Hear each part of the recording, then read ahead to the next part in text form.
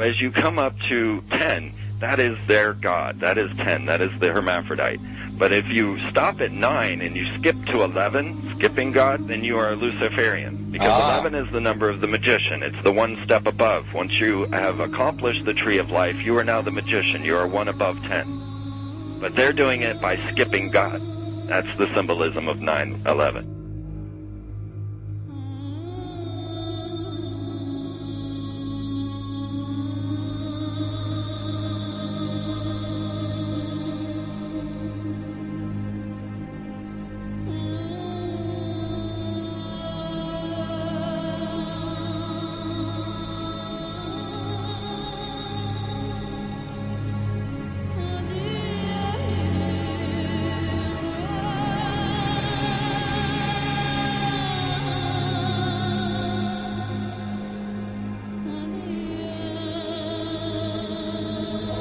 It is a big idea, a new world order.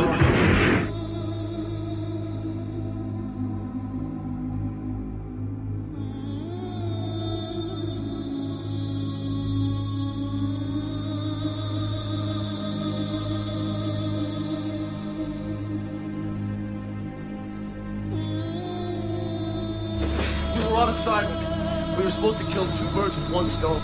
In Fight Club, Project Mayhem destroys a giant bronze spherical sculpture. This seems an obvious reference to the sphere at the World Trade Center complex. Trust me.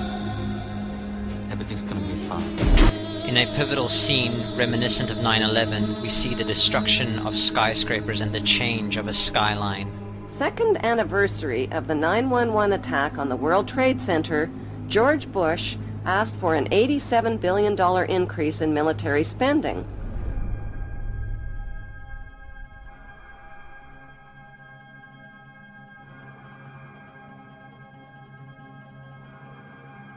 In 1904, Crowley would receive the Book of the Law soon after meditating in the King's Chamber of the Great Pyramid. He claimed he had been contacted by a being called Aiwass. Crowley would also use this symbol in his work. Some of its meanings are said to include a reference to the number 77 in Hebrew and a connection to the god Pan. Crowley made this drawing of a non-human intelligence he saw during a ritual. Synchronous 23 has made the connection between Aiwass and the Wizard of Oz, and has further pointed out the similarities between Crowley's grey alien-like drawing and the depiction of the projection of the Wizard of Oz in the film version. The much overlooked theory has been put forward on the internet that when we are looking at George W. Bush, we are actually seeing Aleister Crowley's grandson. I have suggested that this video footage of George W. Bush reading The Pet Goat, coinciding with the start of the 9/11 mega ritual, is in fact a dedication of the 9/11 mega ritual to the great god Pan by Aleister Crowley's grandson.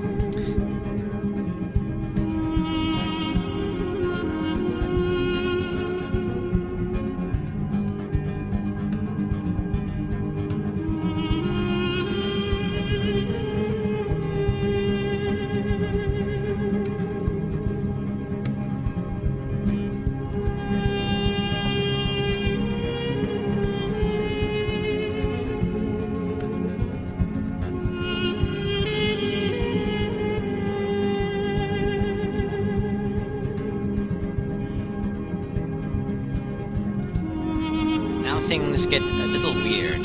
This is the 1978 version of The Wizard of Oz, The Wiz. Again we see the Emerald City connected to New York. On arriving at the end of the Yellow Brick Road, Dorothy and her companions go through the circular portal. Through the door we see 3 pyramids.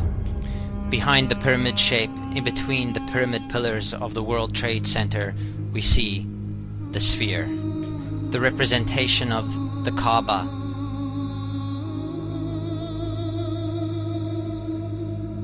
The inhabitants of Oz dance around the sphere in ritualistic fashion. Fashioned in giant letters over the dome of the sphere, we see the word Oz. Oz, symbols of Pan and Aiwass, seen smack at the heart where the new Aeon was ushered in. and where the Stargate was opened.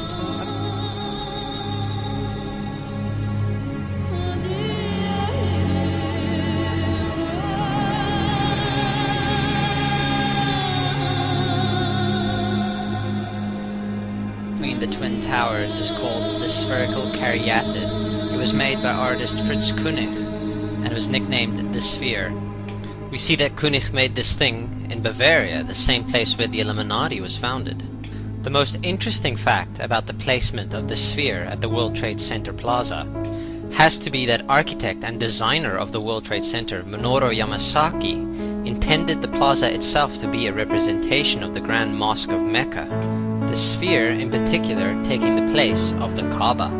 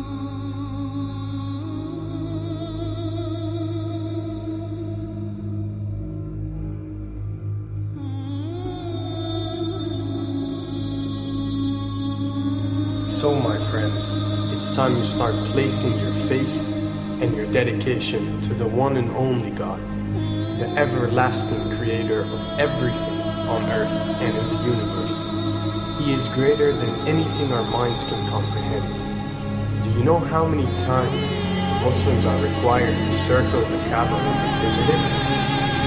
7 times, each counterclockwise. Would you like to know why? You see, what binds us as humans to this life and to this dimension and to this earth is the limits of time and space. We are bound to this dimension and this reality through time and space. Hence, if one wants to leave this dimension or leave this reality, he needs to break away from time and space.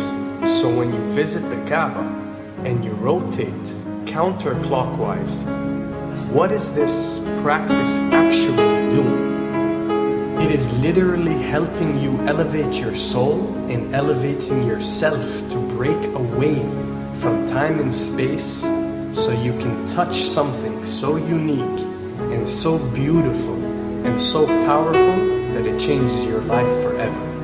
And if you don't believe me, ask anyone who has visited the Kaaba how he or she felt or how their lives have changed ever since.